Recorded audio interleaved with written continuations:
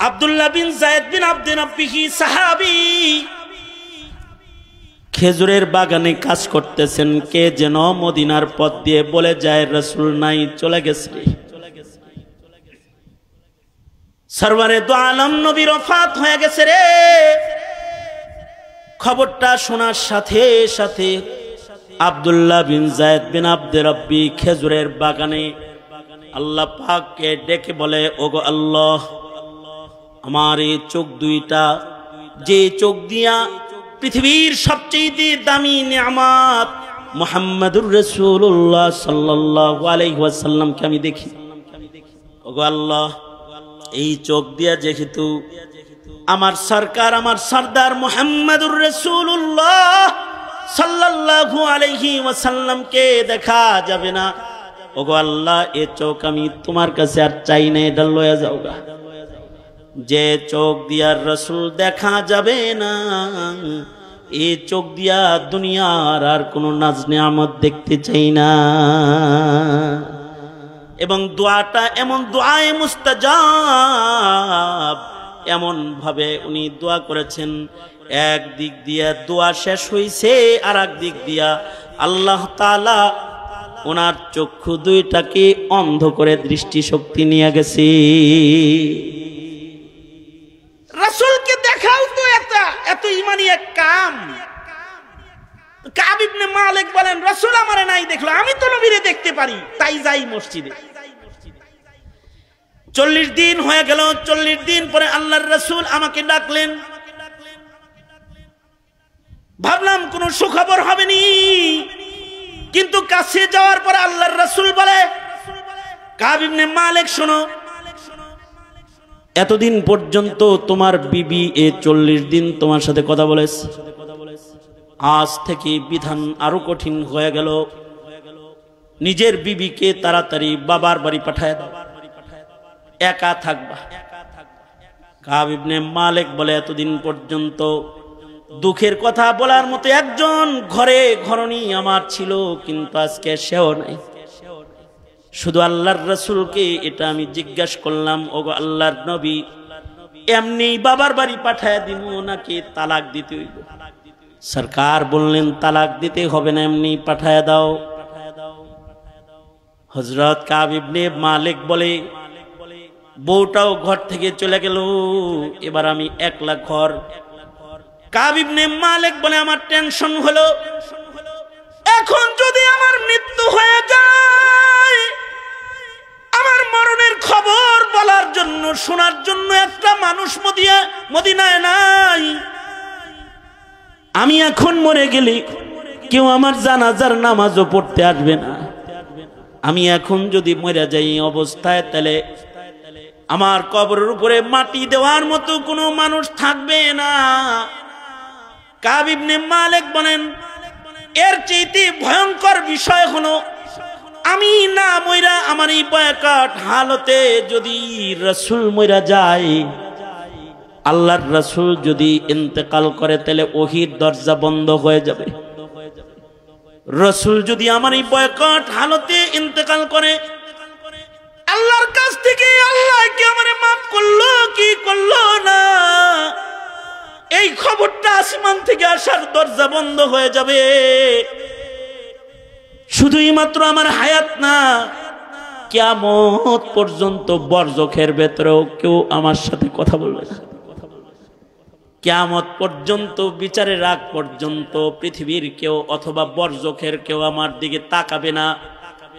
আকলমন্দু সে ক্যা পুছু कि मेरी इब्तिदा क्या है, अक्लमंदू से क्या पूछूं कि मेरी इब्तिदा क्या है, कि मैं इस फिक्र में रहता हूँ मेरी इंतहा क्या है, कि मैं इस फिक्र में रहता हूँ मेरी इंतहा क्या है। আমার শেষ বিদায় কি হবে, এটা হলো আমার ভাবনা হওয়া চাই, যে আমার শেষ বিদায়টা কি ভালো হবে না মন্দ হবে। কাব ইবনে মালিক বলে, এই টেনশন আমার, আমি এখন মরে গেলে তো কাম সারা, আর যদি রাসূল মরে যায় তাহলে কিয়ামত পর্যন্তের জন্য সারা। এমন জ্বালা যন্ত্রণায় কাঁপ বলে শুধু কান্না আর কান্না। আল্লাহরে খালি কান্দি আর বলি, আল্লাহ আমারে তুমি মাফ করে দাও। বান্দায় অপরাধ করে যদি আল্লাহর কাছে মাফ চায়, আল্লাহ খুশি হয়ে যায়, কারণ আল্লাহ তাআলা হুয়াল আজিজুল গফুর। আল্লাহ তাআলা বান্দা মাপ চাইলে খুশি হইয়া যায়। 50 দিনের মাথায় আল্লাহ তাআলা এই 3 মুমিনের চোখের পানির বদলায় তাদেরকে ক্ষমার ঘোষণা রাসূলের কাছে পাঠায়া দিলেন। 50 দিনের মাথায় ফজরের নামাজের সময় আল্লাহর রাসূল এদেরকে ডেকে বললেন, আয় আসো আসো, আয়াত নাজিল হয়েছে, ওয়া আলাস সালাসাতিল্লাযিনা খুল্লিফু, তোমরা 3 জন যারা আছো, যাদের জন্য বয়কট হানত ছিল, তোমাদের জন্য ক্ষমার আয়াত নাজিল হয়ে গেছে, চলে আসো আসো, তোমরা ক্ষমার সুসংবাদ নাও। যাও যাও, মসজিদে যারা আছো তারা ক্ষমার সংবাদটা তাদের পৌঁছায় দাও। সাহাবী বলে, আমি দৌড় দিলাম, কাব ইবনে মালিকের ঘরে দৌড়ায় গেলাম তাকে খবর দেওয়ার জন্য, কাব রে, আল্লাহ তাআলা তোদের মাফ করে দিছে। সাহাবী বলে, খবরটা নিয়ে যাওয়ার সাথে সাথে কাব ইবনে মালিকের গায়ের জামা খুইলা আমার গায়ে ও পড়ায় দিছে। এ সুসংবাদ লইছ, এই যে নাও তুমি, হাদিয়া দিলাম তোমাকে, কারণ আমার আজকের দিনের চাইতে বড় সুসংবাদ আমার আর নাই। ইসলাম যেদিন গ্রহণ করেছিলাম সেদিনের সুসংবাদের চাইতেও আজকের ক্ষমার সুসংবাদটা আমার জন্য সবচেয়ে বড় ঈদের বড় আনন্দের সংবাদ, কারণ আমার আল্লাহ আমারে মাফ করে দিছে। এই সংবাদের চাইতে বড় সংবাদ আমার জন্য আর নাই। জাতি ক্ষমা করবে আগে পিছে, যারা অপরাধী, অপরাধ জগতে যারা রাজ করেছে তাদের বলবো, কাব ইবনে মালিক, হিলাল ইবনে উমাইয়ার মতো অন্ধকার ঘরে চোখের পানি ফেলে রবের ক্ষমা নেওয়ার চেষ্টা করো। মরার আগে রবের ক্ষমা নেওয়ার চেষ্টা করো। রব যদি কারোর অপরাধকে ক্ষমা না করেন, তাহলে তার বিদায় বড় ভয়ঙ্কর, তার কবর বড় ভয়ঙ্কর। এই কারণে এই হায়াতের মূল্যবান সময়, এই সময়গুলোকে শুধু আয়েশ রং তামাশায় না কাটিয়ে ইবাদতের ভেতরে কাটাইবার কিছু ভাবনা, কিছু চেতনা, কিছু অঙ্গীকার আমাদের জীবনে জরুরত আছে না নাই? জোরে বলেন। এই অঙ্গীকারগুলো করায় উম্মতের উলামায়ে কেরাম জাতিকে। সুতরাং আলেমও দরকার আছে, এই অঙ্গীকার করারও দরকার আছে, জাতিকে দোজখের আগুন থেকে বাঁচাইবারও দরকার আছে, ঠিক না ঠিক? তাহলে এই মাদ্রাসার পাশে থাকবেন তো ইনশাআল্লাহ? ইনশাআল্লাহ থাকবেন তো ইনশাআল্লাহ? দুনিয়ার সবচেয়ে দামি জায়গা হলো দামি মসজিদ, যেখানে এই জায়গাটা দুনিয়ার সবচেয়ে দামি জায়গা। দামি জায়গা মক্কাতুল মুকাররমা, জায়গার ভেতরে সবচেয়ে দামি জায়গা মক্কাতুল মুকাররমা। মক্কাতুল মুকাররমাতে পৃথিবীর শ্রেষ্ঠ ইবাদতের ঘর আছে, যেই ঘরটা বানানোই হয়েছে ইবাদতের জন্য। গোটা দুনিয়ার মানব গোষ্ঠীর জন্য ওই ঘর বানানো হয়েছে, ওখানে মসজিদ। আর মক্কাতুল মুকাররমার এই জায়গাটায়, মসজিদে হারামে, বাইতুল্লাহর ছাদের উপরে সেকেন্ডে সেকেন্ডে, মুহূর্তে মুহূর্তে 120টা করে রহমত নাজিল হয়। আল্লাহর রাসূল বলেছেন, এই রহমতগুলো ভাগ করে ইকো বন্ধ করে দে। এই রহমতগুলো ভাগ করে আল্লাহ তাআলা 60টা রহমত যারা এই বাইতুল্লাহকে তওয়াফ করে তাদেরকে দান করে।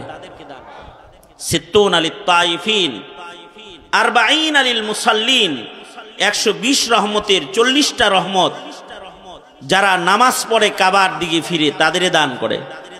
কাবার সামনে করে যারা দাঁড়ায় যায়, সারা দুনিয়াতে যত মানুষ কাবার দিকে ফিরে দাঁড়ায়, এরা সবাই ওই রহমত পায়। আর যারা বাইতুল্লাহ তাকায়া দেখে, কাবা তাকায়া দেখে, যারা 20 আলিন নাজরিন, যারা বাইতুল্লাহ চেয়ে দেখে তাদেরকেও 20টা রহমত দান করা হয়। কাবা ঘর বাইতুল্লাহ, কারণ ওখানে আল্লাহ পাওয়ার লেগে যায়। নিসবতের কারণে বস্তুর মূল্য হয়, অর্থাৎ কোন জিনিসের দাম যদি বাড়াইতে হয় তাহলে দামি আমল দামি জিনিসের কারণে কম দামি জিনিসের মূল্যও বেড়ে যায়। এরকম মসজিদুল হারামের পরে সবচেয়ে দামি জায়গা হলো মদিনাতুল মুনাওয়ারা, সবচেয়ে দামি। মক্কাতুল মুকাররমা কেমন দামি? মক্কাতুল মুকাররমা মসজিদুল হারামে কেউ যদি কোনো ইবাদত করে তো তাকে লক্ষ গুণ সওয়াব আমলনামায় দান করা হয়। অর্থাৎ 1 রাকাত নামাজ পড়লে সওয়াব হইল লক্ষ রাকাত। সুবহানাল্লাহ। আগামীকালকে বললেন কত রাকাত? 1 লক্ষ রাকাতের সওয়াব। কতটুকুন জায়গায় পড়লে 1 লাখ রাকাতের সওয়াব? শুধু মসজিদে হারামে না, না, টোটাল হুদুদে হারামের ভেতরে যত বাড়ি ঘর আছে সব জায়গার নামাজের মূল্য বেশি। কারণ মহিলারা মসজিদে নামাজ পড়লে ফজিলত বেশি না ঘরে নামাজ পড়লে ফজিলত বেশি?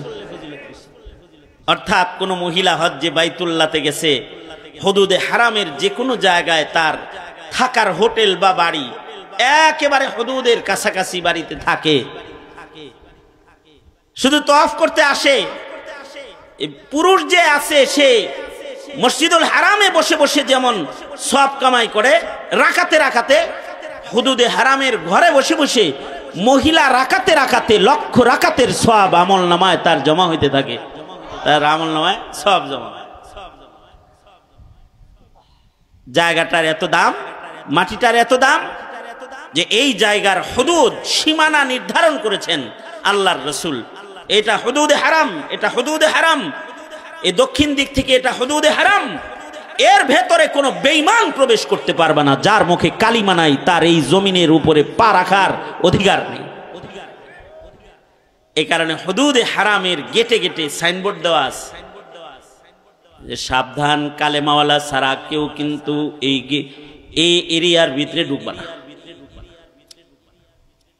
এটা মক্কাতুল মুকাররমা, এটা বালাদে আমিন, ওয়াহাদাল বালাদিল আমিন। এটা নিরাপদ নগরী মক্কাতুল মুকাররমা।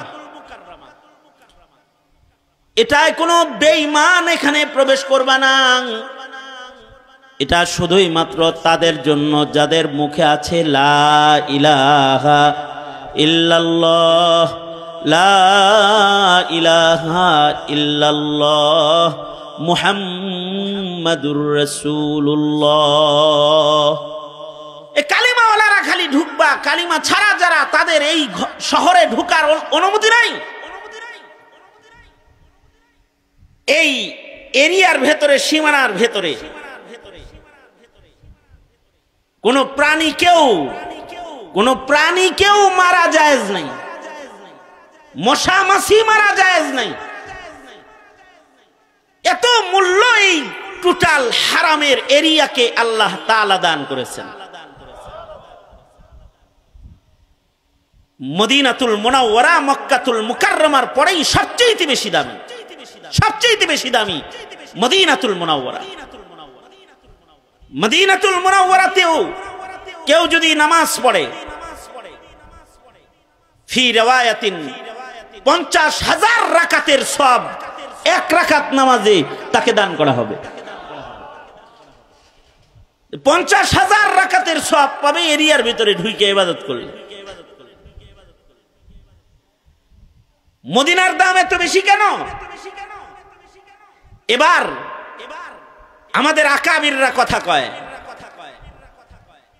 মদিনার মাটিটার মূল্য আল্লাহর কাছে কেমন?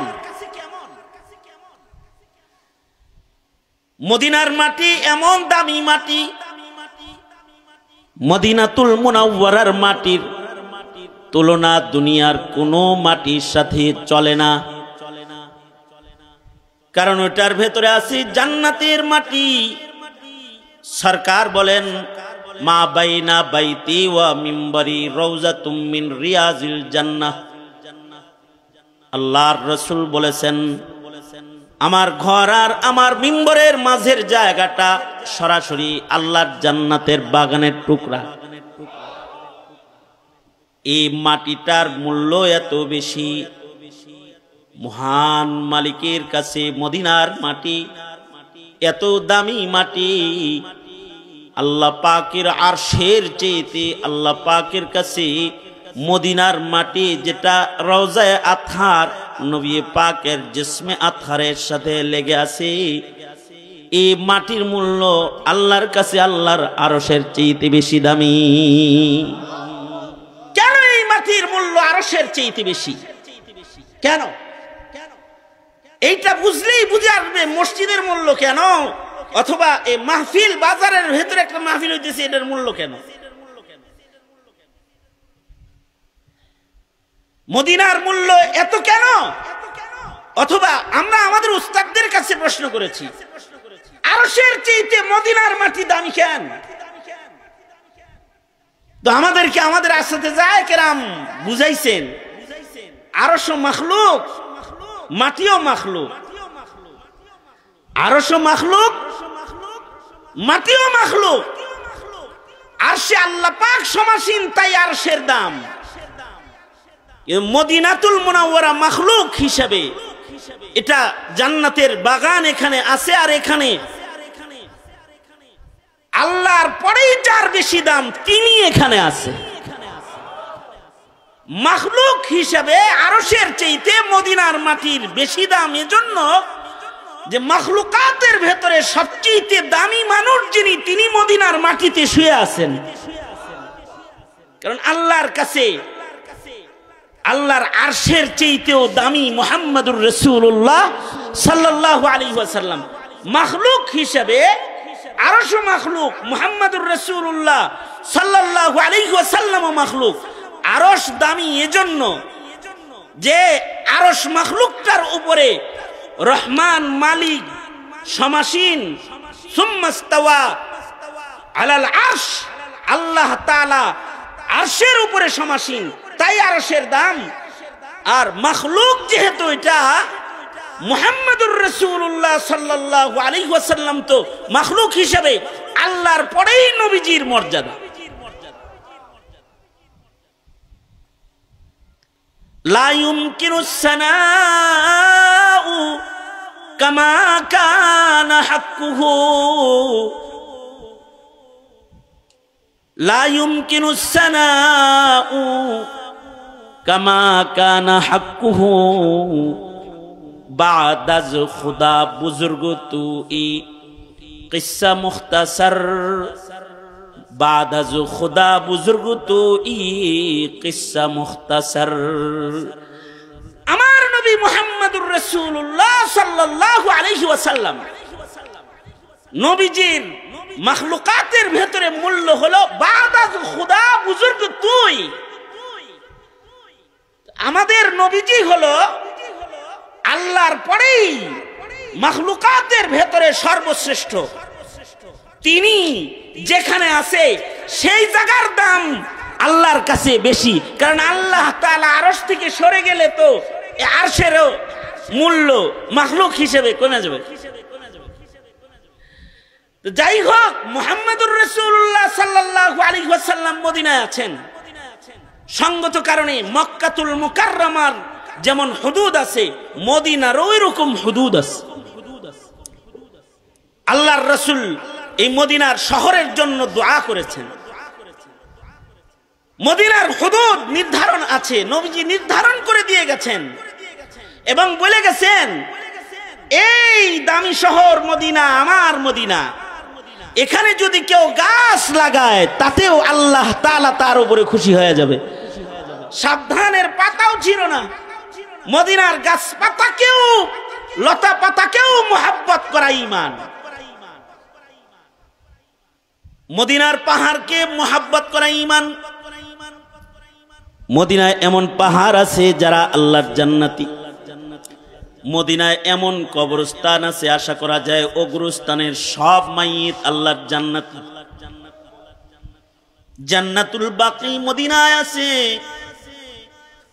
সরওয়ারে দু আলম নবীর রওজা আতহারের পাশে কবরস্থান জান্নাতুল বাকি মদিনাতুল মুনাওয়ারাতে আছে। এই জান্নাতুল বাকির মাইয়িত যারা হবে আশা করা যায় তাদের কবরের আযাব হবে না। মদিনার মাটির ভেতরে আল্লাহ তাআলা কবরের আযাব জ্বালাইবেন না, দোজখের আগুন জ্বালাইবেন না।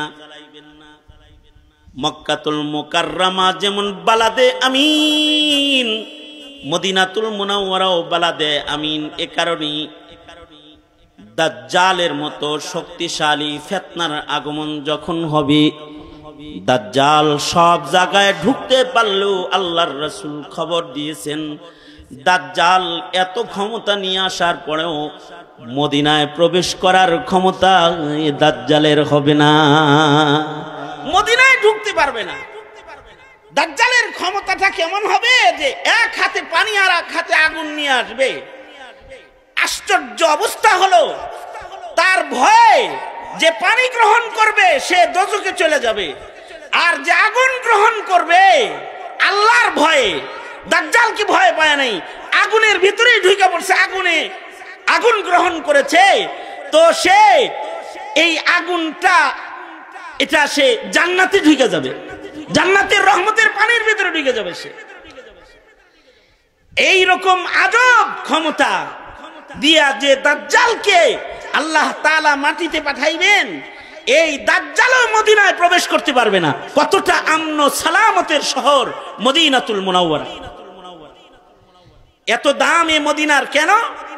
এখানে ঘুমিয়ে আছেন, শুয়ে আছেন মুহাম্মদুর রাসূলুল্লাহ সাল্লাল্লাহু আলাইহি ওয়াসাল্লাম। এই কারণে মদিনায় শুয়ার ইবাদত দোয়া করাটাও এটা একটা নবীজির মুহাব্বতের ঈমান। এই কারণেই হযরত ওমর সারা জনম দোয়া করেছেন, আল্লাহুম্মা রযুকনি শাহাদাতান ফি সাবিলিক, আল্লাহুম্মা রযুকনি শাহাদাতান ফি সাবিলিক ওয়াজআল মাউতি ফি বালাদি রাসূলিক। ওগো আল্লাহ, আপনি আমাকে শহীদি মওত দান করেন এবং আপনি আমার মরণটা মদিনার পাক শহরে দান করেন।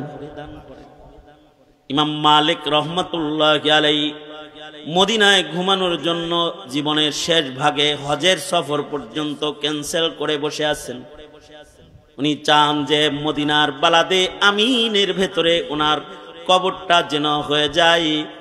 এ কারণে জীবনের শেষ ভাগে ইমাম মালিক মদিনার বাইরে যায় নাই। মসজিদগুলো দামি এ কারণেই যে এই মসজিদগুলোর সম্পর্ক বাইতুল্লাহর সাথে আছে। ইব্রাহিম আলাইহিস সালাম কাবা নির্মাণ করে অবশিষ্ট মাটি ছুঁড়ে মেরেছিলেন, যেথায় যেথায় পড়েছে মসজিদ হবে, মাদ্রাসা হবে। মসজিদ এই মাটির সাথে বাইতুল্লাহর তাআল্লুক আছে। এ কারণেই বাইতুল্লাহ বর্ষিত রহমতগুলো মসজিদের ছাদে ছাদে চলে যায়। যারা মসজিদে ঢুকে রহমত তাদের মাথায় চলে যায়, ইমামের মাথায় যায়, ইমাম থেকে মুয়াজ্জিনের উপরে যায় নামাজের মাধ্যমে। মুয়াজ্জিনের ডান পাশে যে দাঁড়ায় সে রহমত পেয়ে যায়, বাম পাশে যে দাঁড়ায় তারপরে সে রহমত পেয়ে যায়। এই রহমতওয়ালা বান্দাগুলা যখন রহমত লয়ে জমিনে পাড়া দেয় তো আল্লাহ তাআলা জমিনের উপরে রহমত বর্ষণ করতে থাকে। মুহাদ্দিসিন বলেন, রাউজাতুম মিন রিয়াজিল জান্নার মাটির উপরেও 24 ঘন্টা রহমত বর্ষণ হয়। বাইতুল্লাহর উপরে যেমন 24 ঘন্টা রহমত বর্ষণ হয়, রাউজাতুম মিন রিয়াজিল জান্নার ভেতরেও 24 ঘন্টা আল্লাহ পাকের রহমত বর্ষণ হয়। তো এই মসজিদগুলো দামি কারণ মসজিদের ভিতরের সামান ভালো। মাদ্রাসাগুলো দামি কারণ মদিনায় রাসূল আছেন আর মাদ্রাসায় নবীর রেখে যাওয়া আমানত আছে, কোরআন আছে, হাদিস আছে। এ কারণে মাদ্রাসাকে বলা হয় বাইতুর রাসূল, বাইতুন নবী। আর মসজিদগুলো হলো আল্লাহর ঘর, বাইতুল্লাহ আল্লাহর ঘর। মাদ্রাসা মসজিদ যেমন একটা নিসবতের কারণে দামি, বাজার যেমন দুনিয়া বেচা কেনার নিসবতের কারণে কম দামি। মানুষের ভেতরে কিছু মানুষ আছে তাদের হায়াত নামক মাখলুক পাত্রের ভেতরে নেক আমল বেশি। আরশ যেমন মাখলুক, মদিনার মাটি যেমন মাখলুক, মসজিদ যেমন মাখলুক, মাদ্রাসা যেমন মাখলুক, হায়াতও এরকম একটা মাখলুক। খালাকাল মাউতা, মৃত্যু একটা মাখলুক, ওয়াল হায়াতা, হায়াতও একটা মাখলুক। আল্লাযী খালাকাল মাউতা ওয়াল হায়াতা, তার মানে হলো হায়াতও মাখলুক, হায়াত কে বানাইছে? মৌত মাখলুক, মৌত কে বানাইছে? আল্লাহ বানাইছে। এবং হায়াত নামক এই মাখলুক পাত্রে যার নেক আমল বেশি হবে সে দামি, তার হায়াতও বেশি দামি। মসজিদে যেমন নেক আমলের কারণে মসজিদের দাম, হায়াতের ভেতরে নেক আমল বেশি হলে এই হায়াতওয়ালা মানুষটার দাম। যদি মানুষটার জীবনে নেক আমল বেশি হয়, মানুষটার হায়াতটা দামি, এই মানুষটা হায়াতে নেক আমল বেশি কামাই করে হায়াত পাত্রের নেক আমল বেশি রাখছে, তো তাকে আল্লাহর রাসূল বলেছেন চালাকাল কাইয়িসু মান দানা নাফসাহু ওয়া আমিলা লিমা বাদাল মাউত। হায়াতের ভেতরে নেক আমল যার বেশি সে হলো নেককার। নেককারদের জন্য আল্লাহ তাআলা হায়াত থেকে বের হওয়ার মরণ দরজা মাখলুক যেটা পাঠায় দিবে এটা ভালো হবে। আর হায়াত যাদের কম দামি হয়ে যাবে, গুনাহ বেশি হয়ে যাবে, তাদের সামনে মওত নামক দরজা পাঠায় দিবে যেটা এটা খারাপ হয়ে যাবে। মৃত্যু নামক আখিরাতের জগতে পদার্পণ করার যে দরজাটা আল্লাহ বানাইছেন, এই দরজা দুই রকম বানাইছেন। নেককার হায়াতওয়ালা মানুষদের জন্য মৃত্যুটা একরকম, আর বদকার মানুষদের জন্য মৃত্যুটা আরেক রকম। সঙ্গত কারণে মানুষকে আল্লাহ দিছে হায়াত যে, ও মানুষ তুমি কি নেক আমল বেশি করো নাকি গুনাহ বেশি করো, এটা কিন্তু আমি পরীক্ষা করব। পরীক্ষা কইরা এটা আমি নির্বাচন করব তুমি নেককার না বদকার হায়াতে। যদি নেককার হও মৃত্যু হবে একরকম, আলে ইবরাতু বিল খাওয়াতিম। হ্যাঁ, তবে ওয়াহুয়াল আজিজুল গফুর, আল্লাহ তাআলা আজিজ, আল্লাহ তাআলা গফুর। আল্লাহ তাআলা যারা হায়াত ভুলে ভালে গুনাহ কইরা নষ্ট কইরা ফেলাইছে তাদেরকে চান্স দিয়ে রাখছে। যদি হায়াতের শেষ ভাগেও কেউ বুঝালায় আমি তো হায়াতে 40 বছরে নামাজ পড়ি নাই রে, আমি তো 50 বছরে ইবাদত করি নাই রে, আমি তো কবরে যাওয়ার সময় আমার হয়ে গেল, বার্ধক্যের ছবলে আমি আক্রান্ত, কিন্তু আমি তো সুন্নাত দিয়ে নিজের সাজাই নেই। তো এই রকম ভয় আর ভীতি যার ভেতরে আসবে আর মরণের আগে যে তওবা করবে, আল্লাহ পাকের শান হলো আল্লাহ আজিজ, আল্লাহ পাকের শান হলো আল্লাহ পাক গফুর। আল্লাহ তাআলা দয়া কইরা গফুর মালিক, ক্ষমা কইরা এই বান্দার জিন্দেগীর গুনাহ মাফ কইরা মৃত্যুটা তার সুন্দর হিসাবে হাজির। মরার আগে তওবার সুযোগ সকলের হয় না, কৃতকর্ম সবার সুন্দর হয় না, আর তওবার সুযোগ আল্লাহ তাআলা সকলকে দেয় না।